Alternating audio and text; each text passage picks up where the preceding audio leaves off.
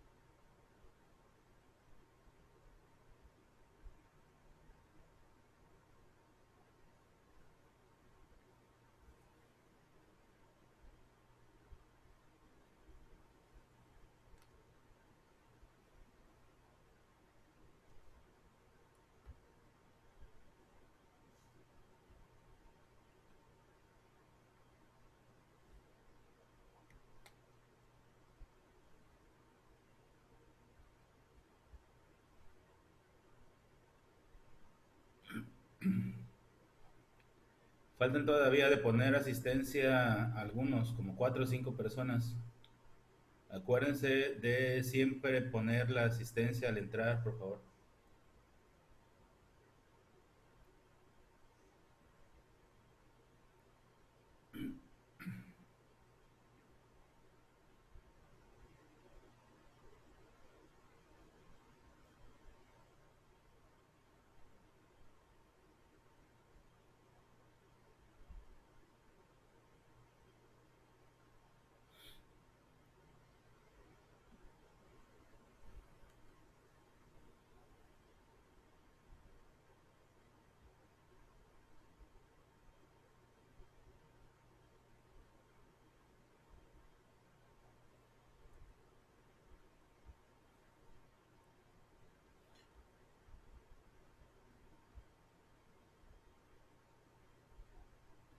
Bueno, pues ya vamos a comenzar con la clase. Es la sesión número 1, es la primera vez de contenido ya de la asignatura. Lo que anteriormente habíamos tenido era la inducción nada más. A partir de ahora ya es contenido. Recuerden el formato de su libreta. En el margen superior izquierdo el número de la sesión, que en este caso es la sesión 1, seguido del nombre del tema, que en este caso es Orígenes de la Ética. Entonces ya desde ahorita ir poniendo ahí en su libreta, sesión 1, margen superior izquierdo, como lo vimos en la inducción. Luego el tema, que en este caso es Orígenes de la Ética. Recordarles antes de empezar con el contenido, y siempre lo vamos a hacer hasta que esto se vuelva un hábito, los lineamientos de las clases en línea y virtuales. Es importante que todos tengamos la cámara abierta, que tengamos el material necesario ahí, que tengamos un espacio físico destinado a las clases, eh, y en la medida en que lo hagamos se va a hacer un hábito, a los pocos días se va a convertir en un hábito, y bueno, agarrar el ritmo de las clases nuevamente, que son estos primeros días y que a lo mejor nos cueste trabajo al principio, pero todos vamos a poder. Entonces, bueno, lo demás ya lo habíamos dicho en clases anteriores, el uniforme de la escuela, si no hay uniforme, una camisa tipo polo parecida a la escuela o de color claro. Está la opción de la sudadera en caso de que no tengan la camisa, ¿no? Podría ser una opción para los que vienen de secundaria. Entonces, bueno, sin más, pues comenzamos con la sesión número 1. Cada vez que empiece una sesión, va a estar esta ficha. Esta ficha es la ficha de clase, es el plan diario. En este caso, pues es el encuadre y dentro del encuadre orígenes de la ética. Y así van a ir apareciendo dependiendo del número de sesión. Esto nosotros lo ponemos al inicio para que el alumno sepa qué es lo que se va a ver. Las reglas de la asignatura, como tuvimos la fortuna de tener inducción en nuestro caso, particular y además 3 días. Con nadie tuve 3 días de inducción más que con ustedes de primero B. Entonces pudimos ver estos detalles. Las reglas de la asignatura, nada más les recuerdo para el día de hoy, tienen que subir la sesión número 1 en la carpeta número 1 de Drive. No tienen que hacer subcarpetas dentro de esa carpeta, simplemente van a poner su archivo PDF, cuyo nombre va a ser su nombre. No va a llevar ni sesión 1, ni orígenes de la ética. El título del archivo va a ser su primer apellido y su primer nombre. Así es como se va a manejar. Los que alcanzo a ver aquí, Campos, Abigail y el número de lista. Ese va a ser el nombre de su archivo. Y sin carpetas ni nada, se sube la carpeta ya hecha de la primera sesión. ¿Sí? Para distinguirlas de otras materias, ya a partir de hoy, cuando vayan a entrar, dice carpeta de evidencias de ética. Porque como ahora van a tener muchas por las otras materias, para que cuando entren sepan distinguirla fácil. Entonces, bueno, ese va a ser el nombre del archivo de hoy. El tema que vamos a trabajar hoy es orígenes de la ética, que de manera muy general y muy por encima y muy rápido lo vimos en la evaluación diagnóstica, pero hoy ya vamos a hablar de manera mucho más profunda en los orígenes de la ética y sobre eso irán tomando nota. En el pizarrón, cuando hay clases presenciales, siempre en el margen superior izquierdo, debajo del número de la sesión, va lo que se va a ver en el día. En este caso, 1. Recuperación de la información previa. ¿Cuál? La que vimos en la inducción. 2. Vamos a hacer, yo tengo organizadores gráficos aquí en mi presentación que ustedes van a utilizar para a partir de ahí desarrollarlos. ¿Qué significa? Que cuando yo esté hablando de ¿esto a qué equivale? A un cuadro sinóptico, ¿no? De 3 puntos. No vale poner únicamente esto, sino de esto hay que tomar la nota. Por eso es que en las evidencias del día de hoy es mi esquema de clase, que son esos gráficos que les mostré, y esos gráficos ustedes los desarrollan con la clase. Esas son las notas de clase. A veces va a ser completar cuadros, a veces va a ser ideas principales, viñetas, va a depender de la clase. Entonces no confundir. Lo mío, lo que yo les pongo es el esquema de clase, eso lo deben de tener. Y cada uno de esos esquemas ustedes los abren con las notas que escriban de la clase que yo les dé. Y eso en su conjunto, más en este caso particular de hoy, una pregunta tipo ensayo que tiene que ver con la diferencia entre ética y moral, es lo que se sube a Drive como evidencia de clase. Créanme, vamos a agarrar el ritmo. Es poco. Va a parecer mucho durante la clase, pero les ofrezco a cambio no llevarse tarea. Vamos a trabajar mucho del salón de clases y esa evidencia de clases es la que se sube a Drive. Y a cambio yo les ofrezco no encargarles tarea para dejarles espacio a sus otras actividades o a sus otras materias. Pero sí necesitamos trabajar con mucho ritmo en la clase y todo esto lo podemos sacar. Lo que pasa es que tenemos que irnos acostumbrando. Entonces, hoy, ¿qué es lo que tienen que subir? Mi esquema de clase, las notas del esquema de clase cuando las empiece a explicar y responder una pregunta tipo ensayo. Pregunta. ¿Qué es una pregunta tipo ensayo? Una pregunta tipo ensayo es una pregunta planteada que requiere una respuesta amplia y además con tu punto de vista, con tus palabras. Es una respuesta no simple, involucra al menos un párrafo de 3, 4, 5 renglones. Ejemplo, los estoy viendo en la cámara, no vayan a copiar, es trampa. La respuesta tipo ensayo respecto a la pregunta ¿cuál es la diferencia entre ética y moral? Después de la clase debe de ser algo así. La ética es una ciencia que depende de la filosofía y establece el bien y el mal, mientras que la moral es la norma de una sociedad en una época y en un lugar determinado, es cambiante. Esa es la diferencia. Ese tipo de respuestas me llevaría unas 4 o 5 líneas. Eso es una respuesta tipo ensayo. Eso lo van a contestar después de la clase. Esta respuesta debe de salir de la clase. Las notas deben de salir de la clase. Y todo esto es lo que se sube a Drive en el archivo convertido a PDF, pegado en un solo archivo con su apellido, su nombre y el número de lista. Ahora, Ya saben que esto es lo que hay que hacer el día de hoy. Ya saben las técnicas de imprimir pantalla para esta y otras materias.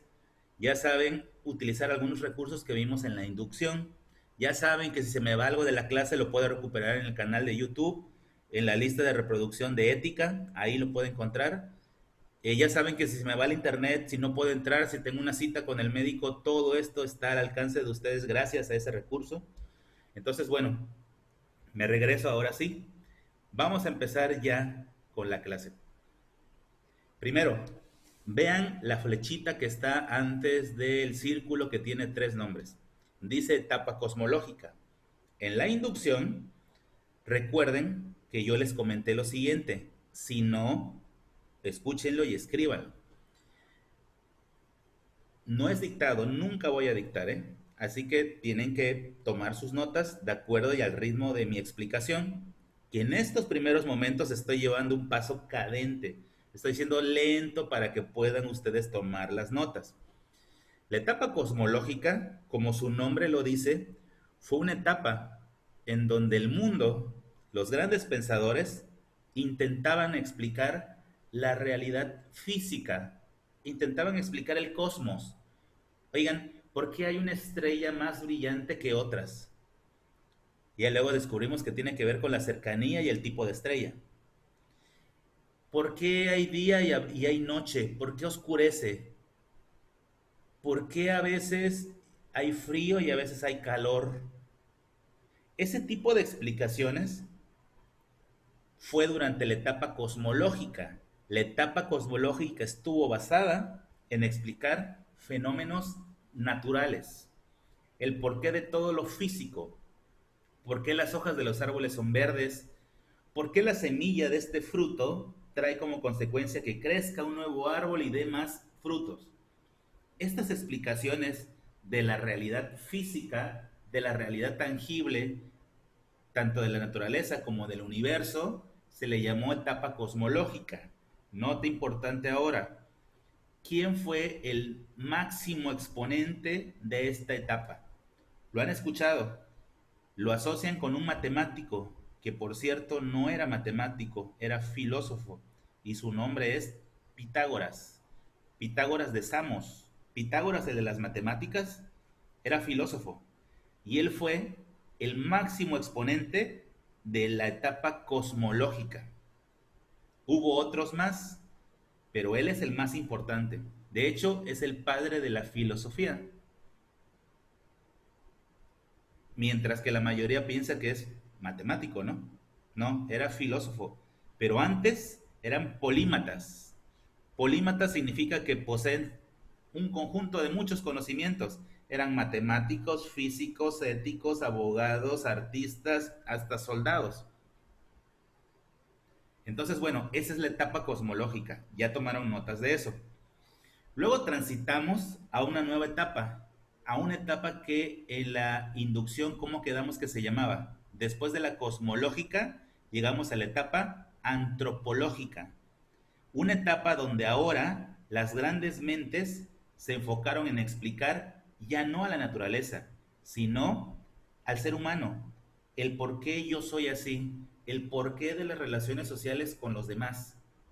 A esta nueva etapa, donde ya dejamos atrás la cosmológica, se le llamó antropológica, el estudio de las grandes mentes del momento, entre ellos Sócrates, Platón y Aristóteles, estuvo enfocada en tratar de explicar la naturaleza del hombre, por qué el hombre es así, por qué el hombre piensa así, por qué el hombre se lleva así con los demás. Y por eso es que estos tres que están ahí son los máximos exponentes de esta etapa, comenzando por Sócrates. Que quedamos que Sócrates no le llamó ética a todo esto, él le llamó moral. Es el creador de la filosofía moral, el estudio del comportamiento y la conducta. Pero luego los dos siguientes, tanto Platón como Aristóteles, estos sí, discípulos de Sócrates, desarrollaron la ética entre los dos. Esos detalles de cada uno los vamos a ver a continuación a través de esto que sería un cuadro sinóptico de 3 puntos. Imagínense que no hay imágenes. Del lado izquierdo, donde está la imagen de Sócrates, nada más diría la palabra Sócrates. Una llavecita. Y la primera, antecedente, estudio de fenómenos naturales. El siguiente, conocimiento del ser humano. El siguiente, filosofía antropológica. Yo voy a hablar de cada uno y ustedes toman notas de cada uno, aunque creo que ya tomaron nota del primero.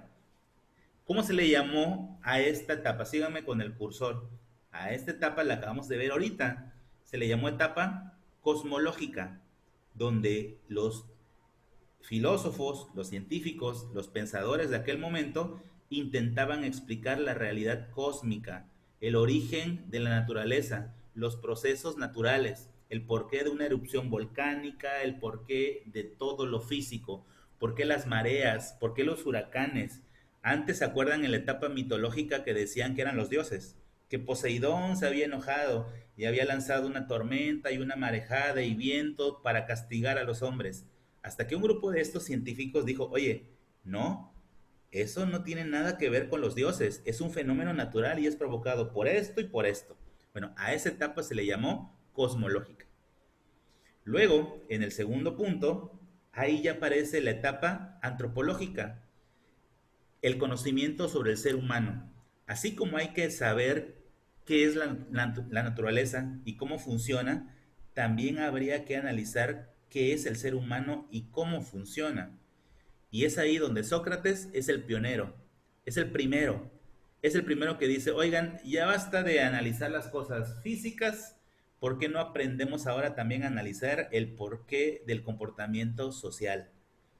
Y a él se le considera el creador de una nueva filosofía, que se le llamó filosofía moral. Hoy en día, a ese tipo de filosofía le llamamos filosofía antropológica. Si descompongo la palabra antropológica, antropo significa hombre y logos, en este caso lógica, significa ciencia, tratado o estudio. Por lo tanto, la filosofía antropológica es el estudio sobre el hombre. Ojo, no de aspectos físicos, porque él no analizó las partes del cuerpo. Ese lo hizo otro gran pensador grecolatino, Galeno, Galeno de Pérgamo, el que analizó por primera vez el cuerpo humano. No, no, no. Sócrates analizó al hombre, pero en la parte no física, en la parte mental, sus pensamientos, motivaciones, sus creencias, los modos de convivencia con los demás, la parte ética, la parte que me permite tomar esta decisión que es correcta o esta otra que no es correcta.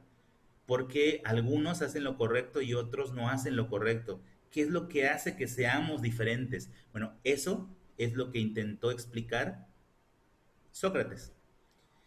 Desgraciadamente tuvo una muerte no prevista, fue capturado por el Estado griego, fue condenado a pena capital, lo obligaron a beber la cicuta. Cicuta es un veneno y lo preparaban de una raíz y lo preparaban como si fuera un té negro, como si fuera café, es de ese color, como el color del café puro. Lo bebían y morían envenenados, les provocaba una parálisis del sistema nervioso y respiratorio. Y entonces dejó incompletos sus estudios y quienes continuaron este análisis fueron sus principales discípulos, que son estos dos. Platón, el discípulo más cercano a Sócrates, él hace un estudio ético, pero lo hace de la clase gobernante. Fíjense lo que dice Platón y se parece un poquito a nuestros políticos actuales, nada más para que vean desde hace cuánto tiempo hay corrupción. Decía Platón que antes, ahora y después siempre habrá políticos corruptos. Es decir, utiliza la ética para medir lo bueno y lo malo desde la política. Utiliza la clase política como una manera de dividir lo correcto de lo incorrecto.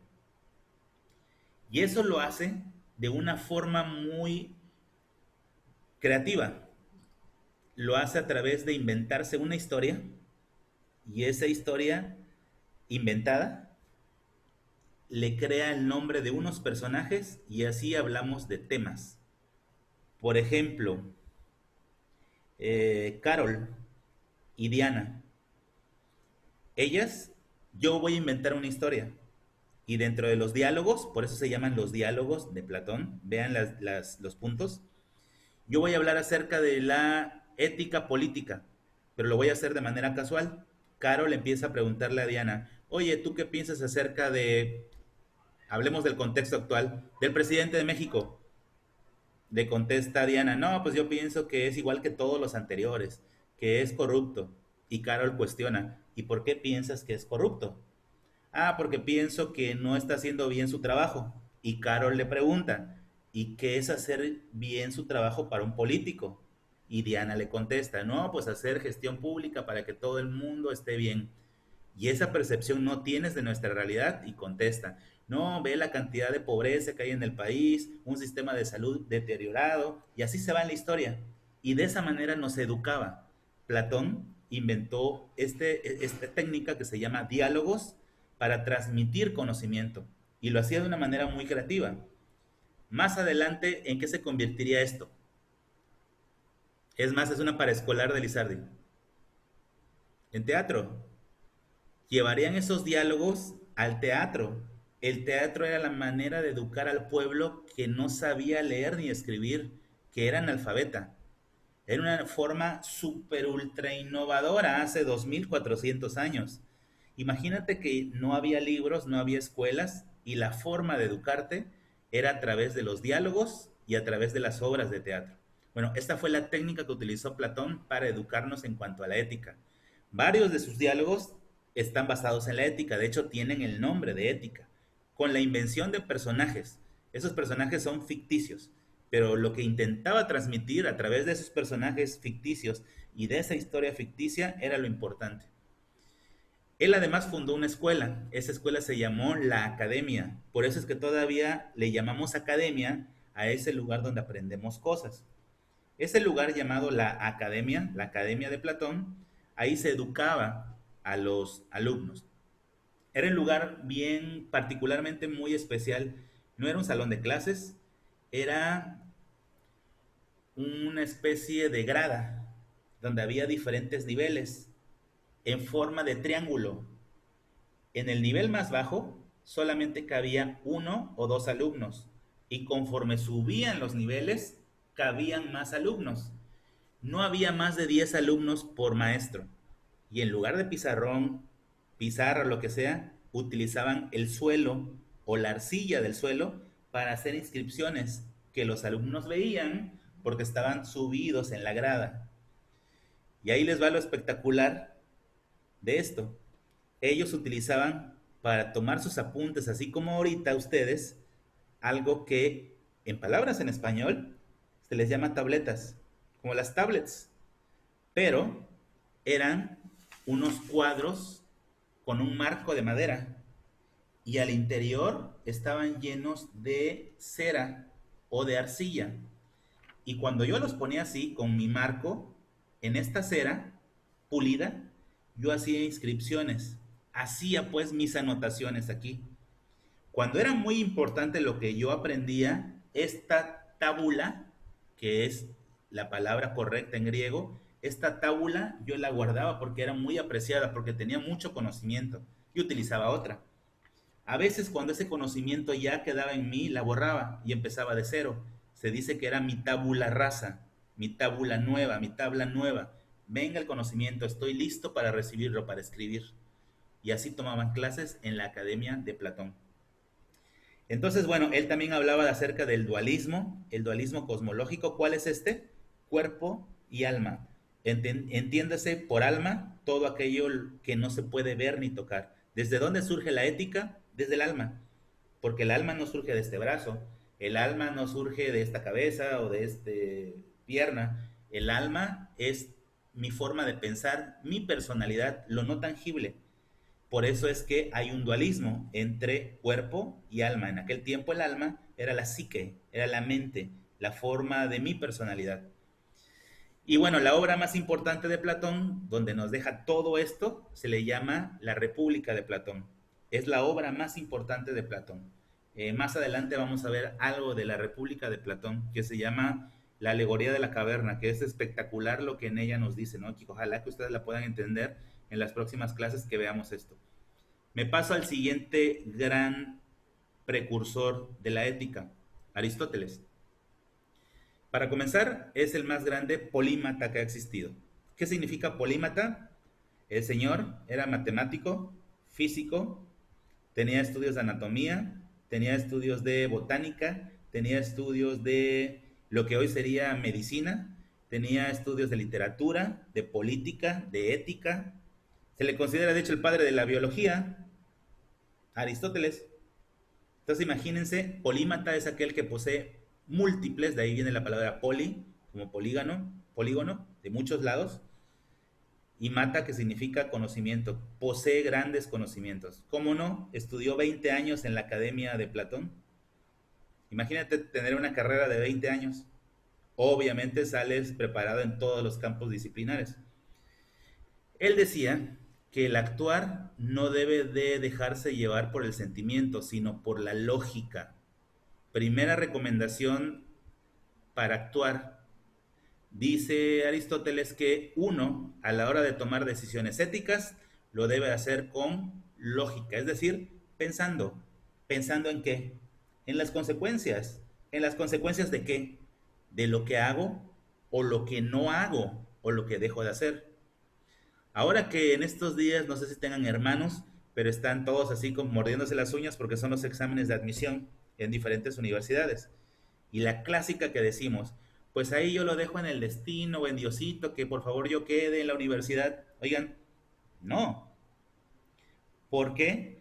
Porque todo es consecuencia de lo que hacemos o lo que no hacemos. De hecho, ¿cómo se le llama ese concepto? Está ahí. Se le llama causalidad. Es el penúltimo, no sé si lo alcanzan a ver. Causalidad. Todas las cosas que nos suceden o las que no nos suceden es el producto de la causalidad. Este señor dice, no hay casualidades.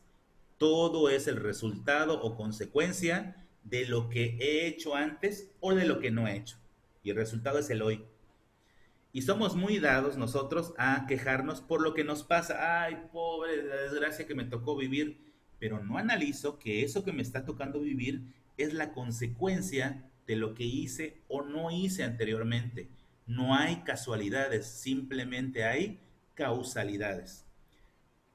El que no pase un examen, ¿qué será? ¿Casualidad o será causalidad?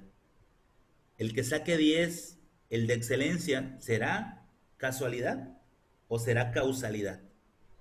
El exitoso, el que le pegue al negocio, a la profesión, ojalá que todos los que están aquí, que son 28, 29, sean exitosos en su profesión, pero ¿qué creen? Que no va a ser casualidad, va a ser causalidad. Primera lección y tarea para toda su vida desde ética, que aprendan que hay una ley no escrita, como dicen, que no viene ni de el sistema jurídico ni desde la religión, que dice, que dicta que todas las cosas son producto de una causalidad. Es una ley natural. Ni nos metamos con la religión ni con el sistema jurídico. Es una ley de vida que más tarde irán comprendiendo y viviendo en carne propia. Entonces, primera cosa importante, no hay casualidades, hay causalidades. ¿Qué otra cosa importante de ética de este personaje que es Aristóteles? La palabra hilemorfismo. A lo mejor nunca la han escuchado. El hilemorfismo, para que me entiendan, es esto. Hay en el bosque un hermoso y frondoso árbol de roble. Hay una tormenta y le pega un rayo, un trueno, le pega a la base del árbol y se cae. Se incendia una parte de la raíz y el resto queda bien, pero está ya tendido en el suelo. Es una madera ya muerta. Si no pasa nada, va a pasar el tiempo y esa madera se va a podrir y se va a terminar convirtiendo en nada con la erosión de los pasos de los meses y años. Pero ¿qué pasa si agarro esa madera y la trabajo y construyo puliéndola un hermoso caballo de madera? ¿Qué pasa si de esa madera del árbol caído construyo una silla o una mesa? Habré transformado algo en un estado imperfecto a un estado más cercano a la perfección. ¿Qué pasa cuando una piedra, como las que están en nosotros que vivimos en Veracruz, en la costa, estas piedras que son los rompeolas, qué pasa si con esa piedra que no tiene forma la esculpo y creo una hermosa escultura? La habré transformado. Bueno, otra cosa importante, Aristóteles dice que todos debemos de aplicar el hilemorfismo.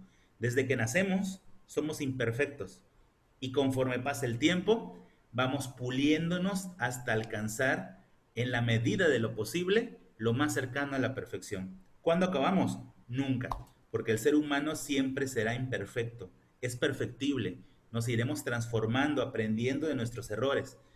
Algo importante de la ética es que el hilemorfismo es aquella postura que dice que todo es imperfecto, pero que con trabajo se puede transformar en algo cercano a la perfección. Incluye las cosas como un árbol o una piedra, pero ¿qué creen? Los incluye a ustedes. Ustedes, cada uno de ustedes, los que están aquí, deben de ser mejores, mejores personas, mejores estudiantes, mejores todo, conforme pasen los años. Después de este ciclo de ética deben de ser mejores hijos, mejores estudiantes, mejores todo. Porque si no, no estaremos cumpliendo el trabajo que cada uno de nosotros como seres humanos tenemos. Y eso lo dijo Aristóteles con el principio del hilemorfismo. Si se dan cuenta, hay algunos puntos que no estoy tocando porque me estoy yendo exclusivamente a la parte de la ética para poder acabar. ¿Qué pasa entonces cuando ya vimos a estos tres? Vimos que son los tres grandes representantes de la época clásica, que Sócrates es el precursor, que tanto Platón como Aristóteles fundamentan lo que hoy llamamos ética, pero desgraciadamente esta etapa donde el uso de la razón, de la forma de pensar, nos hace actuar, cambia. Y lo vimos en la inducción. ¿Cuándo cambia? Cuando pasamos a otra época o otra etapa. En este caso, la época clásica se empieza a desmoronar por dos cosas. Una, aparece algo que se llama hedonismo. ¿Han escuchado algo de hedonismo? Está basado en el placer. Los griegos se daban grandes banquetes, el placer de la comida. Tomaban mucho vino, el placer de la bebida. Hacían del placer lo más esencial de su mundo. Y entonces, ¿qué creen? ¿Que se olvidaron de la ciencia después de que ellos habían inventado todo? Es más, se olvidaron hasta del deporte. Ya ven que los Juegos Olímpicos tienen su origen en los griegos. Se olvidaron del arte y se enfocaron exclusivamente en sentir el placer de todos los sentidos, el placer sensual. Sensual viene de sentidos, ¿eh? Sensual o sensible viene de sentidos. Se enfocaron al placer de los sentidos: música, baile, comida, sexo, bebida. Los grandes esculturas donde se ponía de manifiesto la perfección del cuerpo griego era esta etapa. Y entonces empezó a decaer el uso de la razón. Dejaron de hacer ciencia, dejaron de hacer arte, dejaron de hacer deporte, y eso dio pie a que fueran aplastados, destruidos por los romanos. Y los romanos más tarde traerían consigo la religión católica, que sería la que gobernaría al mundo de la ética durante 1000 años. Todo esto basado en la obediencia, en la fe, en unos criterios como los pecados capitales, en los 10 mandamientos, en la promesa de una vida eterna si te portas bien. Ya no es la razón, ya no es, oye, Rafael, pórtate bien porque es lo que conviene que hagas, porque es lo que humanamente tenemos que hacer. Ya es, Rafael, pórtate bien si quieres alcanzar el cielo y la gloria eterna. Cambia, dejamos de apostarle al uso de la razón para ahora hacerle una apuesta a la obediencia que se daba a través de la ética de la Edad Media, basada en los principios religiosos. El helenismo fue otro factor también que diezmó a los griegos. ¿Han escuchado la palabra heleno? Los helenos son los griegos. ¿De dónde viene el término? Es que la parte griega que está en el continente, porque mucho de Grecia son islas, la parte griega que está en el continente se le llamaba Helade. y a los que vivían en el Hade se les llamaba helenos. Y el helenismo es esta postura del griego clásica con una túnica, con arrogancia, con desdén. Vean cualquier escultura griega, tienen estas características. El vino, el buen comer, el arte, se creyeron superiores, se creyeron que ya tenían controlado todo. Entre el helenismo y el hedonismo, eso hizo que los griegos se debilitaran y que fueran conquistados por los macedonios y luego por los romanos, con Alejandro Magno y luego con los romanos, y eso dio pie a que se derrumbara un imperio que jamás se creyó que se fuera a derrumbar. Porque oigan, los griegos habían inventado todo, padres del derecho, de las leyes, de las constituciones, de la política, de los sistemas de gobierno, del arte, de todo. Y de repente ese gran imperio se cayó. Hasta ahí la parte del origen de la ética. Porque ya hablar acerca de la Edad Media sería irnos a un tema más adelante. Entonces los orígenes de la ética están hace unos 2500 años, unos 2400 años en Grecia, con estos tres grandes personajes de la época clásica, que damos que es Sócrates, Platón y Aristóteles. Por primera vez se habla de la moral y de la ética. Para su respuesta tipo ensayo, me paso a la actividad, vean ahí en la pantalla. No sirve de mucho que la copien de mí, sino que la entiendan. La ética, para comenzar, es una ciencia, es inflexible, es aquí, en China y en África y en cualquier lado. Establece lo que es bueno y lo que es malo, establece lo correcto y lo incorrecto, lo ético y lo no ético, punto. No hay que discutirlo, esto es. En cambio, la moral es un acuerdo social de convivencia. Vean la diferencia, es un acuerdo social de convivencia, la moral. Nos hemos puesto de acuerdo para que en este lugar las mujeres, ustedes, puedan tener su rostro descubierto y mostrárselo a los demás porque es parte de nuestra naturaleza. Ah, pero en Medio Oriente, en la religión del Islam extremo, oye, es pena de lapidación que una mujer muestre el rostro. Ahí es moral, porque ahí depende de la época y del lugar. Son acuerdos sociales que hace la gente para establecer lo que es correcto de lo que es incorrecto. Punto. Por ejemplo, yo estoy dándoles clase, me están viendo, tengo puesto el uniforme, pero ¿qué pasaría si estoy con una gorra, con una camisa sisada y estoy completamente informal? ¿Se diría que es inmoral? Sí, pero no porque sea algo malo, sino porque socialmente no aceptamos eso como válido. Entonces, a diferencia de la ética que establece lo bueno y lo malo, la moral que establece lo que es válido en un lugar y en una época determinada. Esa es la diferencia.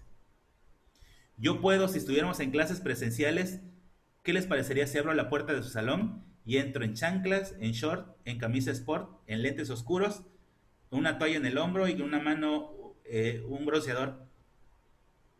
Es inmoral, pero no porque sea malo, sino porque no es normal ahí. Pero si me ven en la playa, es de lo más normal, ¿sí? Entonces la moral no es bueno o malo, depende del lugar y la época.